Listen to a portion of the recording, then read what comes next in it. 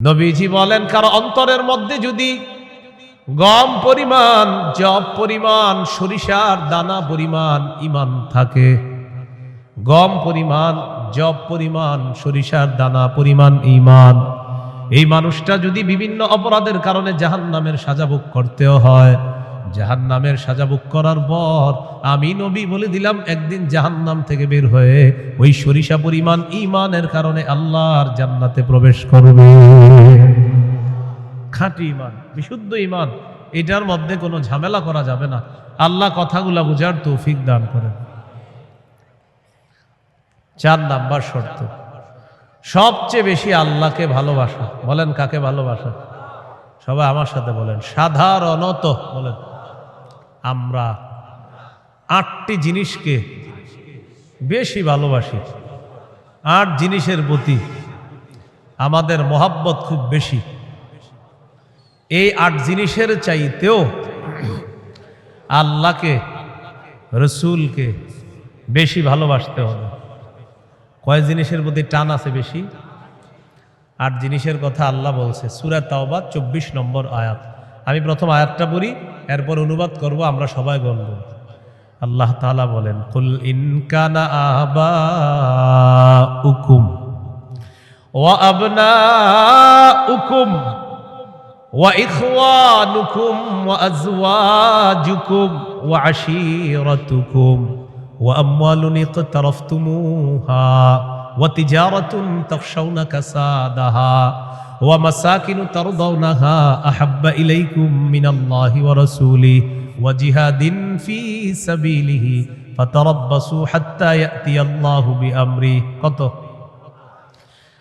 আল্লাহ তাআলা বলেন, ইন কানা আবাউকুম, যদি তোমাদের মা বাবা, ওয়া আবনাউকুম, যদি তোমাদের সন্তান, ওয়া ইখওয়ানুকুম, যদি তোমাদের ভাই বোন, ওয়া আজওয়াজুকুম, যদি তোমাদের বিবি, ওয়া আশীরাতুকুম, যদি তোমাদের পরিবার আত্মীয় স্বজন, ওয়া আমওয়ালুন ইখতারাফতুমুহা, যদি তোমাদের উপার্জিত সম্পদ, ওয়া তিজারাতুন তাখশাউনা কাসাদাহা, তোমাদের ব্যবসা, যেই ব্যবসায় লস হওয়ার টেনশনে থাকো, ওয়া মাসাকিনু তারদাউনাহা, যে বাসস্থান তোমরা অনেক ভালোবাসো, আহাব্বা ইলাইকুম মিনাল্লাহ ওয়া রাসূলিহি ওয়া জিহাদিন ফি সাবিলি, যদি সে গ্রহণ করে এটা তার সৌভাগ্য, সে একজন সৌভাগ্যবান। সে সৌভাগ্যবান হওয়ার লক্ষণ হবে যদি হেদায়েত গ্রহণ করে। জোর করে বলা যাবে না তুমি মুসলমান হতেই হবে। فَمَن يَكْفُرْ بِالطَّاغُوتِ وَيُؤْمِن بِاللَّهِ فَقَدِ اسْتَمْسَكَ بِالْعُرْوَةِ الْوُثْقَى لَا انفِصَامَ لَهَا। হেদায়েত স্পষ্ট হয়ে যাওয়ার পরেও যারা তাগুতকে অস্বীকার করবে, আল্লাহকে যারা বিশ্বাস করবে, হেদায়েত আর গোমরাহি দুইটা স্পষ্ট হয়ে যাওয়ার পর যারা তাগুতকে অস্বীকার করবে তথা পথভ্রষ্টতাকে বর্জন করবে, ওয়ায়ুমিন বিল্লাহ, আর যারা আল্লাহকে বিশ্বাস করবে, ফাকাদ ইসতামসাকা বিল উরওয়াতিল উসকা, সে এমন এক মজবুত হাতলকে আঁকড়ে ধরলো, লান ফিসামা লাহা, যেই মজবুত হাতল কখনো ছুটে যাওয়ার সম্ভাবনা নাই, এমন এক মজবুত হাতল, যেই মজবুত হাতল তাকে জান্নাতে পৌঁছায় দিবে। এটা হলো তাওহীদ। বলেন, এটা কি? তাওহীদ। তাগুত দ্বারা উদ্দেশ্য হলো যত সীমা লঙ্ঘনকারী আছে সবাই। আল্লাহ তাআলা বলেন, ফামান ইয়াকফুর বিত-তাগুতি ওয়া ইউমিন বিল্লাহ, যারা তাগুতকে অস্বীকার করবে আর আল্লাহকে বিশ্বাস করবে, ফাকাদ ইসতামসাকা বিল উরওয়াতিল উসকা লা ইনফিসামা লাহা, তারা এমন এক মজবুত হাতল আঁকড়ে ধরলো যেটা ছুটে যাওয়ার সম্ভাবনা নাই, বিচ্ছিন্ন হওয়ার সম্ভাবনা নাই। এই মজবুত হাতলের নাম হলো তাওহীদ, আল্লাহর একত্ববাদ স্বীকার করা। তাওহীদের মৌলিক 4টি শর্ত। প্রিয় ভাইয়েরা, কয় শর্ত? এক নম্বর, আল্লাহ ছাড়া কোনো ইলাহ নাই এই বিশ্বাস নিয়ে মৃত্যুবরণ করা। দুই নম্বর, আল্লাহ ছাড়া কোনো ইলাহ নাই এই কথা মুখে বলবো, পাশাপাশি এই কথায় সামান্যতম সন্দেহ করা যাবে না। তিন নম্বর, আল্লাহ ছাড়া কোনো ইলাহ নাই মুখে বলার পাশাপাশি অন্তরে বিশ্বাস করা। চার নাম্বার, সবচাইতে বেশি আল্লাহকে ভালোবাসা। এই হলো তাওহীদের চার শর্ত। তাওহীদের কয় শর্ত? এক নম্বর, আল্লাহ ছাড়া কোনো ইলাহ নাই এই বিশ্বাস নিয়ে মৃত্যুবরণ করা।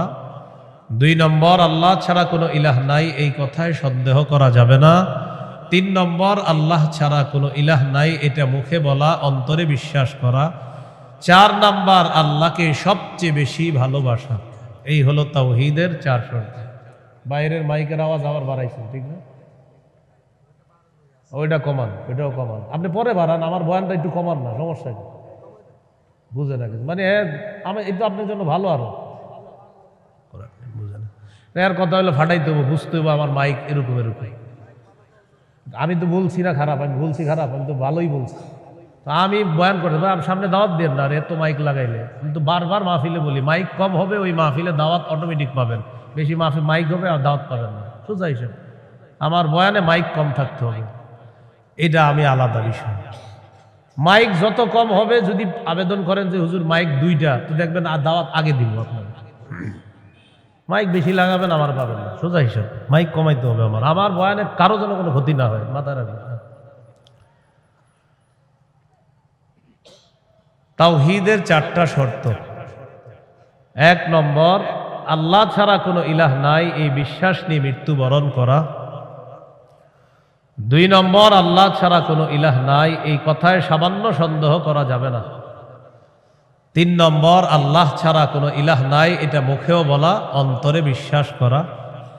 চার নাম্বার, আল্লাহকে সবচেয়ে বেশি ভালোবাসা। এক নাম্বার শর্ত, আল্লাহ ছাড়া ইলাহ নাই এই বিশ্বাস নিয়ে মৃত্যুবরণ করা। সহিহ বুখারীর ২৬ নম্বর হাদিস।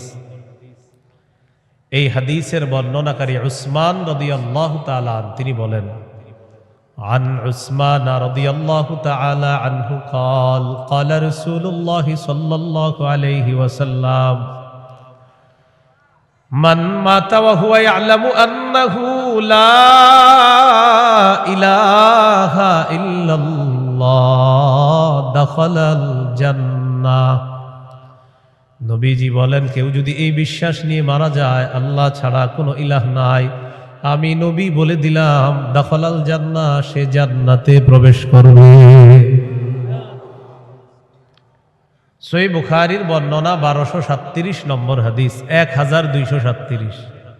জিবরিল আমিন নবীর কাছে আসছে, আসার পর বললেন, বাশির উম্মাতাকা আন্নাহু মান মাতা মিন উম্মাতিক লা ইউশরিকু বিল্লাহি শাইআ দাখালাল জান্নাহ। জিবরিল আমিন আসছে, আসার পর বলে, ইয়া রাসূলুল্লাহ, আপনার উম্মতের মধ্যে যারা শিরিক না করে মারা যাবে, আল্লাহ তাআলা আমাকে পাঠিয়েছে আপনাকে বলার জন্য, শিরিক করা ছাড়া যারা মারা যাবে আপনি ওই উম্মতকে জান্নাতে প্রবেশের সুসংবাদ জানায় দেন। বুঝে আসছেনি সবার? তাহলে এক নাম্বার, আল্লাহ ছাড়া কোনো ইলাহ নাই এই বিশ্বাস নিয়ে মৃত্যুবরণ করা।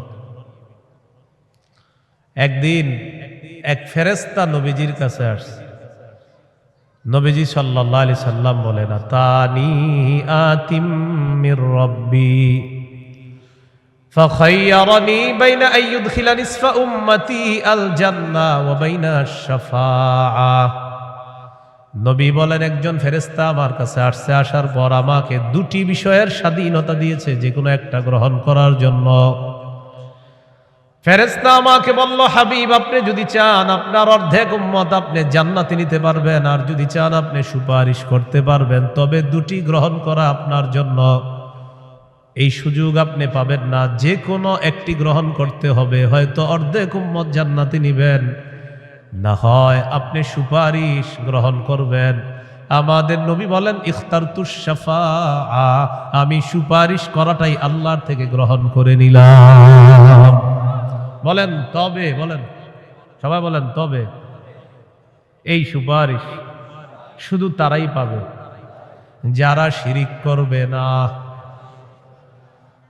নবীজি বলেন ওয়াহিয়া লিমান লা ইউশরিকু বিল্লাহি শাইআ, আমার সুপারিশ শুধু তারাই পাবে যারা আল্লাহর সাথে শিরিক করবে না, তারাই শুধু আমার সুপারিশ পাবে, অন্যরা কিন্তু আমার সুপারিশ পাবে না। সহিহ বুখারীর বর্ণনা ৯৯ নম্বর হাদিসে আল্লাহর নবীর সাহাবী আবু হুরায়রা রাদিয়াল্লাহু তাআলা আন নবীকে প্রশ্ন করলেন, মান আসআদুন নাসি বিশাফাআতিকা ইয়াউমাল কিয়ামাতি ইয়া রাসূলুল্লাহ। হুজুর, কিয়ামতের ময়দানে আপনার সুপারিশের মাধ্যমে কোন ব্যক্তি সবচেয়ে সৌভাগ্যবান হবে আমাকে একটু বলেন। নবীজি বললেন, আবু হুরায়রা, আমি জানতাম তোমার আগে এই প্রশ্ন আমাকে কেউ করবে না। লিমা রাআইতু মিন হিরসিকা আলাল ইলম, ইলমের প্রতি তোমার যে আগ্রহ, বিদ্যার প্রতি তোমার যে আগ্রহ, আমি জানতাম তোমার আগে এই প্রশ্ন আমাকে কেউ করবে না, তুমি যে প্রশ্নটা করছো। তো যেহেতু তুমি প্রশ্নটা করেই ফেলছো, উত্তরটা নাও। আসাদুন নাসি বিশাফাআতি ইয়াউমাল কিয়ামাতি মান ক্বালা লা ইলাহা ইল্লাল্লাহ খালিসাম মিন কিবালি নাফসি, কোন ব্যক্তি যদি দিল থেকে বলে লা ইলাহা ইল্লাল্লাহ আর এই বিশ্বাস নিয়ে যদি মারা যায়, কিয়ামতের ময়দানে আমার সুপারিশের মাধ্যমে এই ব্যক্তি সবচাইতে সৌভাগ্যবান বান্দা হয়ে যাবে। কি শিখলাম বলেন? লা ইলাহা ইল্লাল্লাহ। তিরমিজির বর্ণনা ৩৫৯২ নম্বর হাদিস। ক্বালা রাসূলুল্লাহ সাল্লাল্লাহু আলাইহি ওয়াসাল্লাম, মা আবদুন ক্বালা লা ইলাহা ইল্লাল্লাহ মুখলিসান কাত্তু ইল্লা ফুতিহাত লাহু আবওয়াবুস সামাই হাত্তা তুফজিয়া ইলাল আরশ। নবীজি বলেন, কোন বান্দা যদি একবার ইখলাসের সাথে লা ইলাহা ইল্লাল্লাহ পাঠ করে, আল্লাহর আসমানের সবগুলা দরজা খুলে দেওয়া হয়, তার লা ইলাহা ইল্লাল্লাহ যেন আরশ পর্যন্ত পৌঁছে যায়। তাওহীদের কয় শর্ত বুঝলেন? কয় শর্ত? ১ নম্বর, আল্লাহ ছাড়া ইলাহ নাই, এই বিশ্বাস নিয়ে মরতে হবে। ২ নম্বর, আল্লাহ ছাড়া কোনো ইলাহ নাই, এই কথায় সামান্য সন্দেহ করা যাবে না। সূরা হুজুরাতের ১৫ নম্বর আয়াতে আল্লাহ বলেন, ইন্নামাল মুমিনুনা আল্লাযীনা আমানু বিল্লাহি ওয়া রাসূলিহি সুম্মা লাম ইয়ারতাবু ওয়া জাহাদু বিআমওয়ালিহিম ওয়া আনফুসিহিম ফী সাবিলিল্লাহ উলাইকা হুমুস সাদিকুন। আল্লাহ তাআলা বলেন, প্রকৃত ঈমানদার হলো তারা যারা আল্লাহকে বিশ্বাস করে, রাসূলকে বিশ্বাস করে, সামান্য সন্দেহ করে না। ওয়া জাহাদু বিআমওয়ালিহিম ওয়া আনফুসিহিম ফী সাবিলিল্লাহ, যারা নিজেদের জান-মাল নিয়ে আল্লাহর রাস্তায় লড়াই করে। আল্লাহ বলেন, উলাইকা হুমুস সাদিকুন, আমি আল্লাহ তাদেরকে কোরআনে খাঁটি সত্যবাদী বলে ঘোষণা করলাম। এরা খাঁটি সত্যবাদী, আল্লাহকে বিশ্বাস করে, রাসূলকে বিশ্বাস করে, একটু সন্দেহ করে না। ৩ নম্বর শর্ত, লা ইলাহা ইল্লাল্লাহ, আমি মুখে উচ্চারণ করলাম আল্লাহ ছাড়া কোনো ইলাহ নাই, অন্তরেও বিশ্বাস করা। মুখে বললাম আল্লাহ ছাড়া কোনো ইলাহ নাই, অন্তরে যদি ঝামেলা থাকে, এটা হবে মুনাফিক মার্কা শয়তান, নেফাকি হবে। এটা কি হবে বলেন তো? সবাই বলেন কি হবে? নেফাকি হবে। মুখে বলতে হবে, অন্তরেও স্বীকার করতে হবে। সূরাতুল ফাতহির 11 নম্বর আয়াতে আল্লাহ বলেন, ইয়াকুলুনা বিআলসিনাতিহিম মা লাইসা ফি কুলুবিহিম, তারা তাদের মুখ দিয়ে এমন কথা বলে যা তাদের অন্তরের কথা না। তাহলে বলেন তো, তাওহীদের ৩ নম্বর শর্ত, মুখে বললাম একটা আর অন্তরে আরেকটা, শর্ত পূরণ হবে? মুখে যা বলবো অন্তরেও তা যদি হয়, এটা ৩ নম্বর শর্ত পূরণ হবে। অন্তরে যদি ঈমান সরিষার দানা পরিমাণও হয়, একদিন জান্নাতে যাবে। সহিহ বুখারীর ৪৪ নম্বর হাদিস। قال رسول الله صلى الله عليه وسلم يخرج من النار من قال لا إله إلا الله وفي قلبه وزن شعيرة من خير وفي قلبه وزن برة من خير وفي قلبه وزن ذرة من خير নবীজি বলেন কার অন্তরের মধ্যে যদি গম পরিমাণ, জব পরিমাণ, সরিষার দানা পরিমাণ ঈমান থাকে, গম পরিমাণ, জব পরিমাণ, সরিষার দানা পরিমাণ ঈমান, এই মানুষটা যদি বিভিন্ন অপরাধের কারণে জাহান্নামের সাজা ভোগ করতেও হয়, জাহান্নামের সাজা ভোগ করার পর আমি নবী বলে দিলাম একদিন জাহান্নাম থেকে বের হয়ে ওই সরিষা পরিমাণ ঈমানের কারণে আল্লাহর জান্নাতে প্রবেশ করবে। খাঁটি ঈমান, বিশুদ্ধ ঈমান, এটার মধ্যে কোনো ঝামেলা করা যাবে না। আল্লাহ কথাগুলা বুঝার তৌফিক দান করেন। 4 নাম্বার শর্ত, সবচেয়ে বেশি আল্লাহকে ভালোবাসা। বলেন কাকে ভালোবাসা? সবাই আমার সাথে বলেন সাধারণত। বলেন আমরা 8টি জিনিসকে বেশি ভালোবাসি। 8 জিনিসের প্রতি আমাদের মহাব্বত খুব বেশি। এই 8 জিনিসের চাইতেও আল্লাহকে, রসুলকে বেশি ভালোবাসতে হবে। কয় জিনিসের প্রতি টান আছে বেশি? 8 জিনিসের কথা আল্লাহ বলছে সূরা তাওবা 24 নম্বর আয়াত। আমি প্রথম আয়াতটা পড়ি, এরপর অনুবাদ করব, আমরা সবাই বলব। আল্লাহ তাআলা বলেন কুল ইন কানা আবাউকুম ওয়া আবনাউকুম ওয়া ইখওয়ানুকুম ওয়া আজওয়াজুকুম ওয়া আশীরাতুকুম ওয়া আমওয়ালুন ইকতারাফতুমুহা ওয়া তিজারাতুন তাখশাউনা কাসাদাহা ওয়া মাসাকিনু তারদাউনাহা আহাব্বা ইলাইকুম মিনাল্লাহি ওয়া রাসূলিহি ওয়া জিহাদিন ফি সাবিলিহি ফাতারাব্বাসু হাত্তা ইয়াতিয়াল্লাহু বিআমরি। কত? আল্লাহ তাআলা বলেন ইন কানা আবাউকুম, যদি তোমাদের মা বাবা, ওয়া আবনাউকুম, যদি তোমাদের সন্তান, ওয়া ইখওয়ানুকুম, যদি তোমাদের ভাই বোন, ওয়া আজওয়াজুকুম, যদি তোমাদের বিবি, ওয়া আশীরাতুকুম, যদি তোমাদের পরিবার আত্মীয় স্বজন, ওয়া আমওয়ালুন ইখতারাফতুমুহা, যদি তোমাদের উপার্জিত সম্পদ, ওয়া তিজারাতুন তাখশাউনা কাসাদাহা, তোমাদের ব্যবসা, যেই ব্যবসায় লস হওয়ার টেনশনে থাকো, ওয়া মাসাকিনু তারদাউনাহা, যে বাসস্থান তোমরা অনেক ভালোবাসো, আহাব্বা ইলাইকুম মিনাল্লাহ ওয়া রাসূলিহি ওয়া জিহাদিন ফি সাবিলি।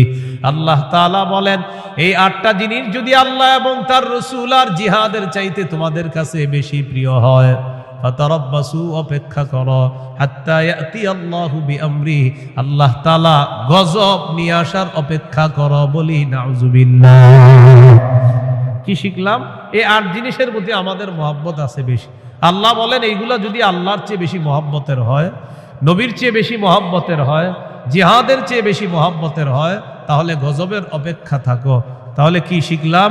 এই 8 জিনিসের চাইতে আল্লাহকে বেশি ভালোবাসা, রসুলকে বেশি ভালোবাসতে হবে। আল্লাহ তৌফিক দান করে। এখানে কয় জিনিসের ভালোবাসার কথা হলো? 8 জিনিসের ভালোবাসার কথা। এবার আমার সাথে বলেন সাধারণত, মৌলিকভাবে 2টা জিনিস আমাদেরকে আল্লাহর থেকে দূরে রাখে। 1 সম্পদ, 2 সন্তান। এই 2টা মৌলিকভাবে আমাদেরকে খালি আল্লাহর থেকে গাফেল করে দেয়। সূরা মুনাফিকুনের 9 নম্বর আয়াতে আল্লাহ বলেন ইয়া আইয়ুহাল্লাযীনা আমানু লা তুলহিকুম আমওয়ালুকুম ওয়ালা আওলাদুকুম আন যিকরিল্লাহ। আল্লাহ তাআলা বলেন হে ঈমানদারগণ, লা তুলহিকুম আমওয়ালুকুম ওয়ালা আওলাদুকুম, তোমাদের সম্পদ, তোমাদের সন্তান তোমাদেরকে যেন গাফেল করে না দেয়, আন যিকরিল্লাহ, আল্লাহর স্মরণ থেকে যেন গাফেল করে না দেয়। দোকানের শাটারটা লাগাইতেছেন, অর্ধেক শাটার আপনি নিছেন, মুয়াজ্জিন মসজিদের মধ্যে বলে কদ কামাতিস সালাহ, কদ কামাতিস সালাহ, নামাজ দাঁড়ায় গেছে, নামাজ দাঁড়িয়ে গেছে। এই টাইমে কাস্টমার এসে কয় 10,000 টাকার সদায় লাগবে, টেনশনে পড়ে গেলেন, নামাজ 10,000, নামাজ 10,000, নামাজ 10,000, পুরাই টেনশনে আছে। আল্লাহ তাআলা বলেন সম্পদ যেন তোমাদেরকে আল্লাহর থেকে দূরে সরায় না দেয়। নামাজ দাঁড়িয়ে গেছে, আপনি শাটারও লাগাইতেছেন নামাজে যাওয়ার জন্য, আল্লাহ তাআলা বলেন এই শোনো, সম্পদ যেন আল্লাহর থেকে দূরে সরায় না দেয়। কাস্টমার কয় 10,000, মুয়াজ্জিন কয় কদ কামাতিস সালাহ, টেনশনে পড়ে গেছে, কি করব? সূরা তাহার 132 নম্বর আয়াতে আল্লাহ বলেন লা নাসআলুকা রিজকা নাহনু নারযুকুকা, নবী আপনার কাছে আমি রিজিক চাই না, আমি আপনারে রিজিক দেই। পরিবারকে নামাজের কথা বলেন, নিজে নামাজ পড়েন। নামাজের পর আল্লাহ তাআলা রিজিকের কথা কেন বললেন? কারণ রিজিকের টেনশনে মানুষ নামাজ থেকে দূরে থাকে। আল্লাহ বলেন বান্দা তুমি নামাজে যাও, আমি তোমার থেকে রিজিক চাই না, আমি আল্লাহ তোমাকে রিজিক দিয়ে দেই। সম্পদ আল্লাহর থেকে দূরে রাখে। আর হলো সন্তান, সারাদিন কান্নাকাটি করে না, যেই জোহর নামাজে রওনা করবেন ওই টাইমে কয় আমি চিপস খাবো, সারাদিন কানবে না। যখন নামাজে যাবেন তখন এক দুনিয়ার যত কিছু আছে সব খাইতে মন চায়, ইবলিস এসে খোঁচায় কয়টা কয়টা এটা। আপনি তখন বুদ্ধি করে কি করবেন, ওইটারে প্যাম্পাস পরায়া মসজিদের এক কোনায় নিয়ে বসায় দেবেন, বসে থাকেন, বুঝেন নাই? আর ইবলিস রে বলবেন ইবলিস তুমি যেই ঝামেলাটা আমার সাথে ডেলি নামাজের সময় করো, এই ঝামেলা করে কাজ হবে না, কারণ নামাজের সময় তুই যতবার আমার সন্তানরে খোঁচাবি ওরে ততবার কাঁধে করে মসজিদে নিয়ে যাবো, প্যাম্পাস পরায় ওটারও নিয়ে যাবেন মসজিদে নিয়ে পাশে বসায় রাখবেন, বুঝে থাকবে। ইবলিস বুঝা ফেলবে না এই রে খোঁচায় লাভ না, এরে খোঁচাইলে এই সন্তানও নামাজি বানায় ফেলবে। সুবহানাল্লাহ। সম্পদ সন্তান আল্লাহর থেকে আমাদেরকে দূরে রাখে। প্রিয় ভাইয়েরা, এই দুই জিনিস যেন আমাদের মধ্যে এত মহব্বত গালেব না হয় যে এই দুই জিনিস এত পরিমাণ মহব্বত করতে গেলাম, আল্লাহকে ভুলে গেলাম, রসুলকে ভুলে গেলাম, আখিরাত ভুলে গেলাম। এমনটা ভালোবাসি, সন্তান ভালোবাসি, মা ভালোবাসি, বাবা ভালোবাসি ঠিক, কিন্তু এর চেয়ে বেশি ভালোবাসি আল্লাহ। এই হলো আল্লাহকে সবচেয়ে, তাওহীদের কয় শর্ত? 4 নাম্বার। সবচেয়ে বেশি কাকে ভালোবাসা? আল্লাহকে, রসুলকে সবচেয়ে বেশি ভালোবাসা, আল্লাহকে এরপর রসুলকে সবচেয়ে বেশি ভালোবাসা। সহিহ বুখারীর বর্ণনা 16 নম্বর হাদিস, ক্বালা রাসূলুল্লাহ সাল্লাল্লাহু আলাইহি ওয়াসাল্লাম সালাসুন মান কুন্না ফীহি ওয়াজাদা হালাওয়াতাল ঈমান। নবীজি বলেন 3টা বৈশিষ্ট্য যদি কারো মধ্যে থাকে সে অন্তরের মধ্যে ঈমানের স্বাদ আস্বাদন করতে পারবে। 1 নাম্বার, ইয়াকুন আল্লাহু ওয়া রাসূলুহু আহাব্বা ইলাইহি মিম্মা সিওয়াহুমা, আল্লাহ আল্লাহ রসুল ছাড়া যত কিছু আছে সব কিছুর চাইতে আল্লাহ আর তার নবীকে বেশি ভালোবাসা। 2 নাম্বার, ওয়া আইয়ুহিব্বাল মারআ লা ইউহিব্বুহু ইল্লা লিল্লাহ, কোন মুসলমানকে শুধুমাত্র আল্লাহর জন্য ভালোবাসা। 3 নাম্বার, আইয়াকরাহা আইয়াউদা ফিল কুফরি কামা ইয়াকরাহু আইয়ুকযাফা ফিন্নার, আগুনের মধ্যে পুড়ে যাওয়া যেমন অপছন্দ তেমনি ভাবে কুফরি করাটাও এমন অপছন্দ হওয়া। কোটি কোটি টাকা আপনার সামনে রাখা হলো আর বলা হলো আগুনে পুড়ে মারা যাও, আপনি তখন জবাব দিবেন আপনার কি মাথা খারাপ? আগুনে পুড়ে যদি আমি মারা যাই তুই কোটি টাকা দিয়ে আমি করব কি? এবার আপনাকে বলা হলো কোটি কোটি টাকা দেওয়া হবে, তুমি কুফরি করো, আপনি জবাব দিবেন কোটি টাকার বিনিময়ে যেমন দুনিয়ার আগুনে পুড়তে চাই না, তেমনি ভাবে কোটি টাকার বিনিময়ে কুফরি করে জাহান্নামের আগুনেও পুড়তে চাই না। নবীজি বলেন কারো মধ্যে যদি এমন অনুভূতি থাকে আগুনে পুড়ে যাওয়া তার অপছন্দ, তেমনি ভাবে কুফরি করাটাও তার কাছে অপছন্দের, আল্লাহ তাআলা তার অন্তরের মধ্যে ঈমানের স্বাদ তৈরি করে দিবেন, ঈমানের স্বাদ দিবেন। তো এই 3টার মধ্যে একটা হলো আল্লাহকে বেশি ভালোবাসা। বলেন তো তাওহীদের কয় শর্ত? এক নম্বর, আল্লাহ ছাড়া কোনো ইলাহ নাই, এই বিশ্বাস নিয়ে মৃত্যুবরণ করা। 2 নম্বর, আল্লাহ ছাড়া কোনো ইলাহ নাই, এটার মধ্যে একটুও সন্দেহ করা যাবে না। 3 নম্বর, আল্লাহ ছাড়া কোনো ইলাহ নাই, এটা মুখে বলা, অন্তরে স্বীকার করা, বিশ্বাস করা। 4 নম্বর, আল্লাহকে সবচেয়ে বেশি ভালোবাসা। এই 4 শর্ত পূরণ করে আমরা যেন কবরে যেতে পারি, আল্লাহ তাআলা তৌফিক দান করেন। এরপরে আল্লাহ বলেন, ওয়াল্লাহু সামিউন আলিম, আল্লাহ সর্বশ্রোতা সর্বজ্ঞানী। এটা হলো সূরা বাকারার 256 নম্বর আয়াত। এখন আপনাদেরকে 56 নম্বর আয়াত থেকে জিজ্ঞাসা করতে চাই, একটা হলো তাগুতের দল আর একটা হলো আল্লাহর দল। দুনিয়াতে মৌলিকভাবে মানুষের দল 2টা, একটা হলো হিজবুল্লাহ আল্লাহর দল, আর একটা হিজবুশ শয়তান শয়তানের দল। এই 2 দল মৌলিকভাবে মানুষের মধ্যে সূরা মুজাদালায় 2 দলের কথা আছে। তো এই 2 দলের মধ্যে আমরা কার দলে থাকবো? আল্লাহর দলে না শয়তানের দলে? আল্লাহর দলে আমরা যারা থাকবো, আল্লাহ আমাদের অভিভাবক হয়ে যাবে। এই কথাটা আল্লাহ সূরা বাকারার 257 নম্বর আয়াতে বলতেছে। মন দিয়ে শুনেন কি বলে, আল্লাহু ওয়ালিয়ুল্লাযীনা আমানু, যারা ঈমানদার তাদের অভিভাবক আল্লাহ। সুবহানাল্লাহ। আপনারা মাঝে মাঝে এমনি দোয়া করতে পারেন না, আল্লাহ আপনি আমার অভিভাবক, আল্লাহ আপনি অভিভাবক। আল্লাহ সূরা বাকারার 257 নম্বর আয়াতে বলছেন, আপনি আমার অভিভাবক। আল্লাহ আমি তো সমস্যায় আছি, আমারে সমাধান করে দেন।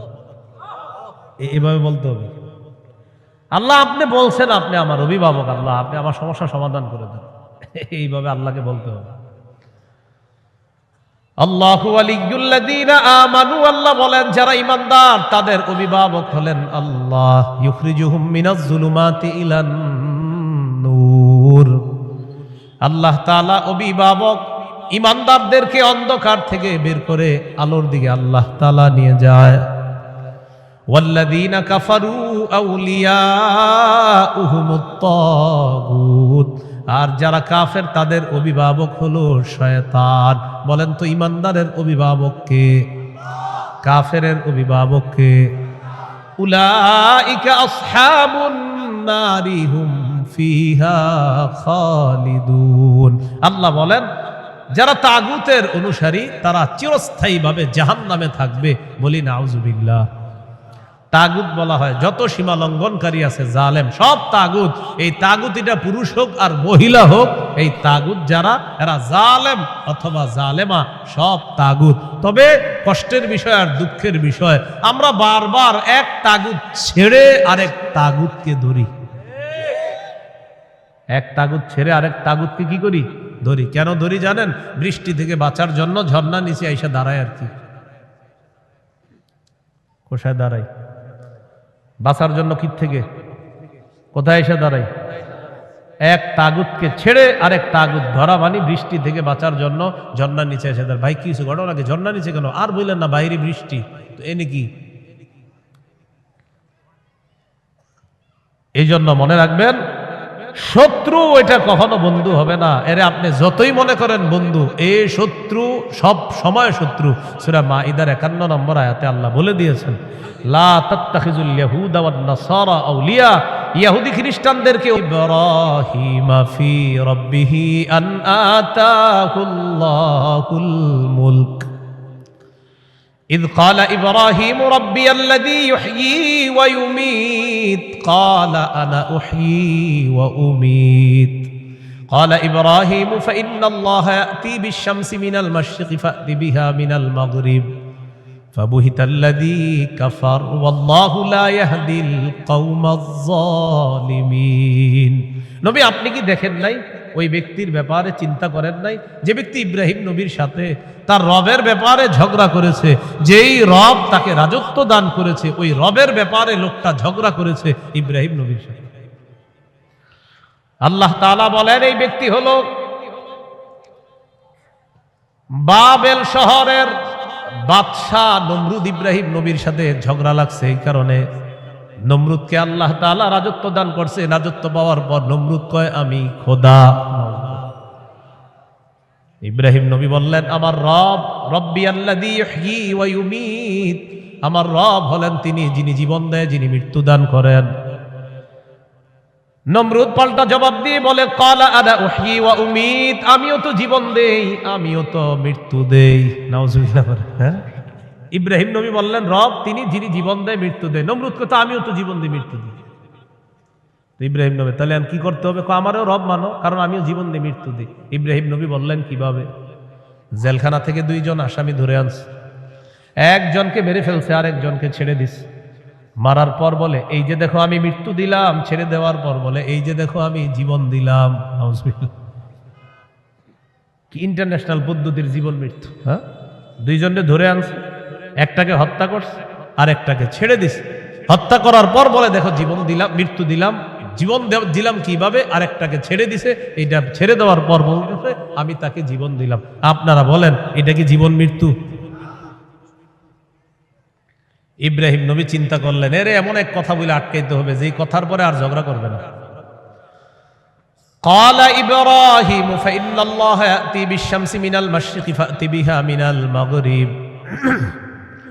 ইব্রাহিম নবী বললেন আমার রব আল্লাহ প্রতিদিন সূর্য পূর্ব দিক থেকে উঠায়, তুমি পশ্চিম দিক থেকে উঠায় দাও। তুমিও তো রব, তোমার দাবি অনুযায়ী।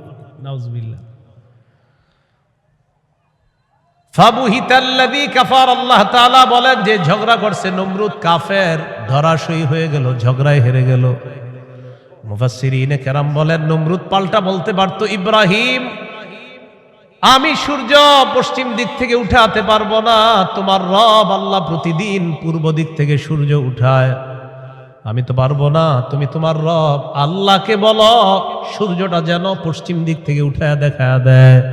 মুফাসসিরিনে কেরাম বলেন নমরুদ বুঝে শুনেই পাল্টা চ্যালেঞ্জ দেয় নাই। কেন দেয় নাই? নমরুদ কিন্তু চ্যালেঞ্জ দিতে পারতো পাল্টা, ইব্রাহিম তুমি আমারে বললা আমি যেন সূর্য পশ্চিম দিক থেকে উঠাই, তোমার রব যেহেতু পূর্ব দিক থেকে উঠায়, তো পাল্টা প্রশ্ন করতে পারতো নমরুদ ইব্রাহিম আমি তো পারলাম না, তোমার রব আল্লাহকে বলো আল্লাহ যেন সূর্যটা পশ্চিম দিক থেকে উঠায় দেখায়। মুফাসসিরিনে কেরাম বলে নমরুদ এটা বুঝে শুনেই পাল্টা প্রশ্ন করে নাই, কারণ নমরুদ জানে এই প্রশ্ন করলে ইব্রাহিম চ্যালেঞ্জ গ্রহণ করবে, আল্লাহকে বলবে আল্লাহ সাথে সাথে সূর্য পশ্চিম দিক থেকে উঠায় দেখায়। আর এটা যদি করে ফেলে নমরুদের দল ছোট হয়ে যাবে, হালকা হয়ে যাবে। এই জন্য নমরুদ আর পাল্টা চ্যালেঞ্জ দেয় নাই। বলেন তো নমরুদকে রাজত্ব দিয়েছিল কে? দেওয়ার পর বলে আমি খোদা। কি বলে? আমি খোদা। এই জন্য প্রিয় ভাইয়ারা সামনের দিকে যাদেরকে আমরা শাসন ক্ষমতায় বসাবো, যাদেরকে আমরা দায়িত্ব দিব, বুঝে শুনে দায়িত্ব দিতে হবে।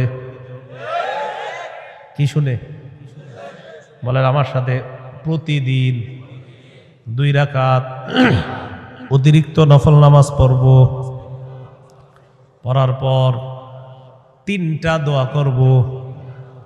1 নাম্বার আল্লাহ, বলেন আল্লাহ কিয়ামতের আগে বাংলাদেশে আর কোন নারী প্রধান চাই না। হ্যাঁ, কি প্রধান চাই না? সবাই জোরে বলেন কেন? আরো জোরে বলেন, আরো জোরে, আরো জোরে। قال رسول الله صلى الله عليه وسلم لا يفلح قوم ولوا امرهم امرأتان। নবীজি বলেন ওই জাতি কিছুতেই কখনোই সফল হবে না যেই জাতি তাদের নেতৃত্বে কোন নারীকে বসায় দেয়। আপনি বুঝেন আর না বুঝেন আমার নবীর কথা সঠিক। তো এই জন্য এই একটা বিষয় দোয়া করবেন। 2 নাম্বার দোয়া বলেন আল্লাহ মরার আগে বাংলাদেশে শরিয়া আইন দেখে যেতে চাই। কি আইন? দেয়ালে দেয়ালে লিখে দিবেন শরিয়া আইন চায় না তারা। বলেন কোন না কোন অপরাধী যারা, বলেন আমার সাথে শরিয়া আইন চায় না তারা, কোন না কোন অপরাধী যারা।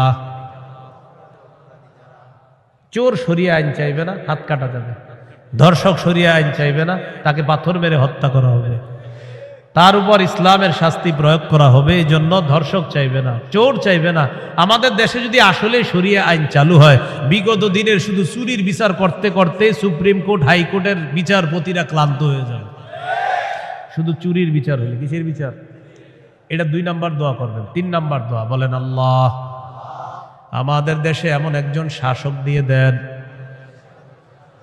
যেই শাসক মৌলিক 4টি কাজ করবে।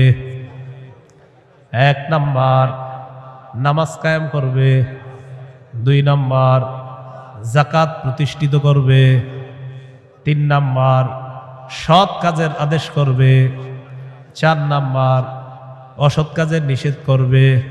সবাই বলেন দলিল, বলেন দলিল। সূরা হজ 41 নম্বর আয়াত। কোন সূরা? কত নম্বর আয়াত? এই আয়াতে আল্লাহ বলেন, আল্লাযীনা ইম্মাক্কান্নাহুম ফিল আরদি আকামুস সালাহ ওয়া আতাউয যাকাতা ওয়া আমারু বিল মারুফি ওয়া নাহাউ আনিল মুনকার। আল্লাহ তাআলা বলেন, আমি যাদেরকে দুনিয়ার শাসন ক্ষমতায় বসাই তাদের মৌলিক কাজ হবে 4টা। 1 নাম্বার আকামুস সালাহ, তারা রাষ্ট্রীয়ভাবে নামাজ কায়েম করতে হবে। রাষ্ট্রের প্রত্যেকটা নাগরিক যেন নামাজ পড়ে এই দায়িত্ব পালন করতে হবে। 2 নাম্বার ওয়া আতাউয যাকাত, যাকাতের বিধান রাষ্ট্রীয়ভাবে চালু করতে হবে। আমাদের দেশে যদি রাষ্ট্রীয়ভাবে যাকাতের বিধান চালু হয়ে যায় আর সব ধনীরা যদি 1 বছর যাকাত আদায় করে, কয় বছর? ওই বছর সুদ বলবে, যাকাত তুমি ভালো থেকো, আমি সুদ বিদায় নেই। কয় বছর? 1 বছর যদি যাকাত যারা দেয় এরা যদি দেয়, সুদ বলবে, যাকাত তুমি থাকো, আমি চলে যাই, কারণ আমার আর থাকার জায়গা নেই। বলেন আমার সাথে, সুদে ফকির আরো ফকির হয়, যাকাতে ফকির আরো ধনী হয়। দলিল ইবনে মাজাহ 2279 নম্বর হাদিস। আবার বলেন, বলেন সুদে ফকির আরো ফকির হয়, যাকাতে ফকির ধনী হয়। বলেন আমাদের এই রাষ্ট্র সুদ ভিত্তিক হওয়ার কারণে এখন আমরা সবাই মোটামুটি ভিক্ষুক। কারণ আমাদের প্রত্যেকের মাথা পিছু 1,07,000 টাকা ঋণ। তো আপনি কোথায় ধনী? সুদের শেষ পরিণতি ভিক্ষা। এটা আপনার যদি বুঝে না আসে, কিছু করার নাই। আমার নবীর কথা যেটা বলবে নবী, আজ হোক কাল হোক সেটা ফলবেই, কোনো সন্দেহ নেই। তো আমরা দাবি করি 90% মুসলমান, এখানে অর্থ ব্যবস্থা সুদ ভিত্তিক। এই জন্য আমরা স্লোগান পাল্টাবো, বলেন দারিদ্র বিমোচনে সুদ নয় যাকাত। বলেন তো দারিদ্র বিমোচনে কি? দারিদ্র বিমোচনে সুদ নয় যাকাত। এগুলা দেয়ালে লিখে দিবেন যে দারিদ্র বিমোচনে সুদ নয় যাকাত।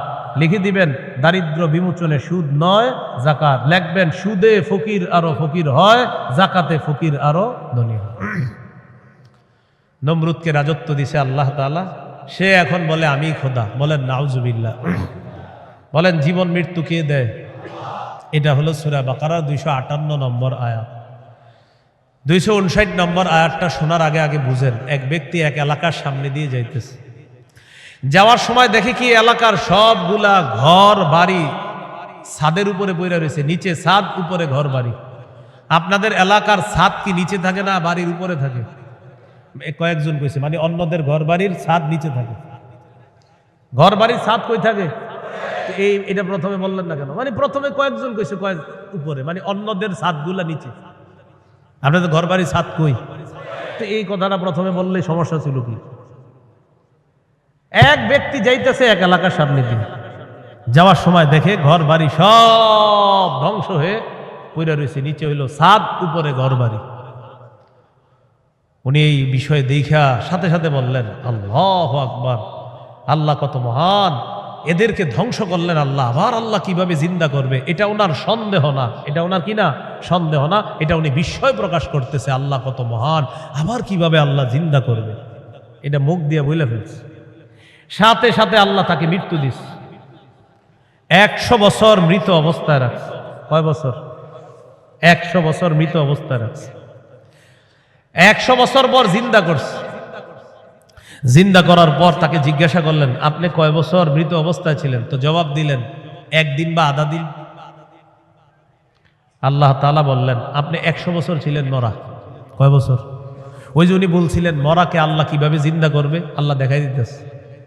আপনার খানা পানির দিকে তাকান তো তাকাইছে খানা পানির দিকে, তাকায় দেখে খানা পানি পচে নাই। সুবহানাল্লাহ। কয় বছর? এবার আপনার গাদার দিকে তাকান তো তাকাইছে গাদার দিকে, গাদাটার কি অবস্থা দেখে কি গাদা পচে গলে মরে মাটির সাথে মিশে গেছে। আল্লাহ তাআলা বুঝায় এই জন্যই তো আমি আল্লাহ। সুবহানাল্লাহ। এবার আল্লাহ তাআলা বললেন দেখেন গাদার অস্থিগুলা মাটির সাথে মিশে গেছে, আমি এগুলারে উঠাই। তো হাড্ডি উঠাইছে, উঠানোর পর এটার উপরে আল্লাহ গোস্তের প্রলেপ দিয়ে এটার মধ্যে প্রাণ সঞ্চার করে আবার গাদা জিন্দা করে দিচ্ছে। বলেন মৃতকে জিন্দা করে কে? এই কথাটাই আল্লাহ তাআলা বলেন আউকাল্লাযী মাররা আলা ক্বরিয়াতি ওয়া হিয়া খাবিয়াতুন আলা উরুশিহা। অথবা নবী আপনি কি ওই ব্যক্তির ব্যাপারে চিন্তা করেন নাই যে ব্যক্তি এক এলাকার সামনে দিয়ে গেছে, যাওয়ার সময় দেখে এলাকার সবগুলা ঘর বাড়ি ছাদের উপর পড়া, এর মানে ঘর বাড়িগুলা সব ধ্বংস। ক্বালা আন্না ইউহয়ী হাযিহিল্লাহু বা'দা মাউতিহা। তখন তিনি বললেন আল্লাহ তাআলা কিভাবে তাদেরকে মৃত্যুর পর আবার পুনরায় জিন্দা করবেন। ফাআমাতাহুল্লাহু মিআতা আমিন। আল্লাহ তাআলা তাকে 100 বছরের জন্য মৃত্যু দিলেন। সুম্মা বাআসা, আবার তাকে জিন্দা করলেন। করার পর আল্লাহ বললেন ক্বালা কাম লাবিস্তা, কতদিন আপনি এইভাবে মৃত অবস্থায় কাটিয়েছেন? তিনি জবাব দিলেন লাবিস্তু ইয়াওমান আও বা'দা ইয়াওম, একদিন বা আধা দিন আমি মৃত অবস্থায় ছিলাম। কয়দিন না আপনারা বলেন আসলে কয় বছর? আল্লাহ তাআলা বলেন ক্বালা বাল লাবিস্তা মিআতা আমিন ফানজুর ইলা তাআমিকা ওয়া শারাবিকা লাম ইয়াতাসান্না। আপনি 100 বছর মরা ছিলেন, খানার দিকে তাকান, পানির দিকে তাকান, লাম ইয়াতাসান্না, পচে নাই। সুবহানাল্লাহ। ওয়ানজুর ইলা হিমারিকা, গাদাটার দিকে তাকান, গাদার দিকে তাকাইছে, তাকায় দেখে পচে গলে মাটির সাথে মিশে গেছে। আল্লাহ তাআলা বলেন জানেননি কেন আপনাকে আমি মৃত্যু দিলাম, আবার 100 বছর পর আপনাকে আমি কেন জিন্দা করলাম? ওয়ালিনাজআলাকা আয়াতাল লিন্নাস, আমি আপনাকে দুনিয়ার মানুষের সামনে নিদর্শন হিসাবে রেখে দিলাম যে দেখো আমি আল্লাহ মৃতকে জিন্দা করি, এর দৃষ্টান্ত দুনিয়াতেই দেখায়া দিলাম। কয় বছর মৃত্যু রাখছে, এরপরে আল্লাহ আবার উঠেছে। এবার আল্লাহ বললেন অনজুর ইলাল ইযামি কাইফা নুনশিজুহা, ওই যে আপনার গাদার অস্থিগুলা মাটির সাথে মিশে গেছে, দেখেন কিভাবে আমি উত্থিত করি। সুম্মা নাকসুহা লাহমা, এরপর দেখেন কিভাবে গোস্তের পোশাক হাড্ডিগুলার উপর পড়ায়া দেই। আল্লাহ গোস্তের পোশাক পরায়া প্রাণ সঞ্চার করে গাদা আবার জিন্দা করে। এবার তিনি বললেন, মানে কে? ওই যে যিনি বলছিলেন 100 বছর আগে আল্লাহ কিভাবে জিন্দা করবে, তখন তিনি বললেন ক্বালা আ'লামু আন্নাল্লাহা আলা কুল্লি শাইইন কাদির। আমি বুঝতে পারছি, আমি জানি আল্লাহ সবকিছুর উপর ক্ষমতাবান। বলেন সবকিছুর উপর ক্ষমতাবান কে? 100 বছর মৃত রাইখা আবার জিন্দা করার ক্ষমতা কার? এখন আমি কি আপনাদেরকে বলছি লোকটাকে, এই লোকটাকে বলছি? বলি নাই। এলাকা কোনটা এটাও বলছি? বলি নাই। কোরআনে এলাকার নামও আসে নাই, ওই ব্যক্তির নামও আসে নাই। তবে মুফাসসিরিনে কেরাম বলেন এই ব্যক্তি যে একজন নবী ছিলেন এতে সন্দেহ নেই। উনি একজন কি ছিলেন? নবী ছিলেন, এতে কোনো সন্দেহ নেই। এটা হলো মুফাসসিরিনে কেরামের বক্তব্য। মুআররিখিন যারা আছে ঐতিহাসিকগণ তারা বলেন আগে পরে গবেষণা করলে বোঝা যায় তিনি ছিলেন উযাইর আলাইহিস সালাম। কোন নবী? অথবা বলেন অথবা আরমিয়া আলাইহিস সালাম, এটা একজন নবীর নাম। তাহলে ওই জনপদের সামনে দিয়ে যিনি গিয়েছেন তিনি একজন নবী ছিলেন, এই ব্যাপারটা স্পষ্ট। তবে তিনি কোন নবী ছিলেন, উযাইর নবী না আরমিয়া নবী, এই ব্যাপারে ঐতিহাসিকগণ বলেন তিনি হয়তো উযাইর নবী, না হয় আরমিয়া আলাইহিস সালাতু ওয়াস সালাম। এখন এলাকা এটা কোন এলাকা? ঐতিহাসিকগণ বলেন এলাকাটা বাইতুল মুকাদ্দাসের বুখতে নসর যে এলাকা দখল করেছিল, ওই বুখত নসরের এলাকাটা ইতিহাস গবেষণা করলে বোঝা যায় ওই এলাকাটা আল্লাহ ধ্বংস করার পর তখন ওই নবী এলাকার সামনে দিয়ে গিয়েছিলেন। তাহলে এলাকার নাম সরাসরি কোরআনে নাই, এলাকার নাম সরাসরি হাদিসে নাই, নবীর নাম সরাসরি কোরআনে নাই, নবীর নাম সরাসরি হাদিসে নাই। মুফাসসির এবং ঐতিহাসিকগণ গবেষণা করে বলেন আগা গোড়া এটা গবেষণা করলে বোঝা যায় নবী ছিলেন হযরত উযাইর, অথবা আরমিয়া, আর এলাকাটা ছিল বাইতুল মুকাদ্দাস। এই হলো সূরা বাকারার 259 নম্বর আয়াত। সূরা বাকারার 260 নম্বর আয়াত। এই আয়াতেও আল্লাহ আমাদের আকীদা স্বচ্ছ করবে যে দেখো, দুনিয়াতে আমি তোমাদেরকে জিন্দা রাখছি, আবার আমি মৃত্যু দিব, আবার তোমাদেরকে পুনরুত্থান করব, এই ক্ষমতা। বিসমিল্লাহির রহমানির রহিম। আল্লাহুম্মা লাকাল হামদু ওয়া লাকাশ শুকর। সূরা বাকারা 260 নম্বর আয়াত, আল্লাহ বলেন, وَإِذْ قَالَ إِبْرَاهِيمُ رَبِّ أَرِنِي كَيْفَ تُحْيِي الْمَوْتَى قَالَ أَوَلَمْ تُؤْمِنْ قَالَ بَلَى وَلَكِنْ لِيَطْمَئِنَّ قَلْبِي قَالَ فَخُذْ أَرْبَعَةً مِنَ الطَّيْرِ فَصُرْهُنَّ إِلَيْكَ ثُمَّ اجْعَلْ عَلَى كُلِّ جَبَلٍ مِنْهُنَّ جُزْءًا ثُمَّ ادْعُهُنَّ يَأْتِينَكَ سَعْيًا وَاعْلَمْ أَنَّ اللَّهَ عَزِيزٌ حَكِيمٌ। স্মরণ করুন ওই সময়কে যখন ইব্রাহিম নবী বললেন, রব্বি আরিনি কাইফা তুহয়িল মাউতা, আল্লাহ আপনি আমাকে দেখান আপনি কিভাবে মৃতকে জিন্দা করেন। আল্লাহ তাআলা বললেন, ক্বালা আওয়ালাম তুমিন, ইব্রাহিম আপনি কি বিশ্বাস করেন না? ইব্রাহিম নবী জবাব দিলেন, ক্বালা বালা ওয়ালাকিন লিয়াতমাইন্না কলবি, আল্লাহ অবশ্যই বিশ্বাস করি, তবে আমার অন্তরের প্রশান্তির জন্য আমি জানতে চাই আল্লাহ আপনি কিভাবে মৃতকে জিন্দা করেন। ভাই 259 আর 260 নম্বর আয়াতে একটা বিষয় কিন্তু মনে রাখেন, আমি আবার বারবার বলতেছি কথাটা। 259 নম্বর আয়াতে ওই যে নবী বললেন আল্লাহ কিভাবে মৃতদেরকে জিন্দা করবেন, এটা কিন্তু নবীর সন্দেহ না। আবার বলছি, এটা কি না? সন্দেহ না, বলেন বিস্ময়, কি উনি আশ্চর্য হচ্ছেন। আবার 260 নম্বর আয়াতে ইব্রাহিম নবী বলতেছে আল্লাহ আপনি আমারে দেখান কিভাবে মৃতকে জিন্দা করেন, এটাও ইব্রাহিম নবীর সন্দেহ না, বরং ইব্রাহিম নবী অন্তরকে শান্তি দিতে চায়, আল্লাহ আপনি যে মৃতকে জিন্দা করেন এটা দেখলে আমার দিলে একটু ভালো লাগতো, শুধু এই কারণে আমি দেখতে চাই। তাহলে বিষয়টা কি সন্দেহ? নাউজুবিল্লাহ, কোন নবী সন্দেহ করতে পারে না। তো আল্লাহ তাআলা বললেন, ক্বালা ফাখুজ আরবাতাম মিনাত তায়র, ইব্রাহিম আপনি 4টা পাখি ধরেন, ফাসুরহুন্না ইলাইকা, এই 4টি পাখি আপনি বসে আনেন, আপনার আয়ত্তে আনেন। আয়াতে আনার পর সুম্মা জাআল আলা কুল্লি জাবালিম মিনহুন্না জুজআ, 4টা পাখিকে আপনি চূর্ণ বিচূর্ণ করে টুকরা টুকরা করে ফেলবেন। টুকরা টুকরা করার পর এই পাখিগুলার টুকরা টুকরা বিভিন্ন পাহাড়ের মধ্যে আপনি ছিটায়া দিবেন। কোন পাখির টুকরাটা কোন পাহাড়ের মধ্যে আছে এটা আপনার জানা নাই।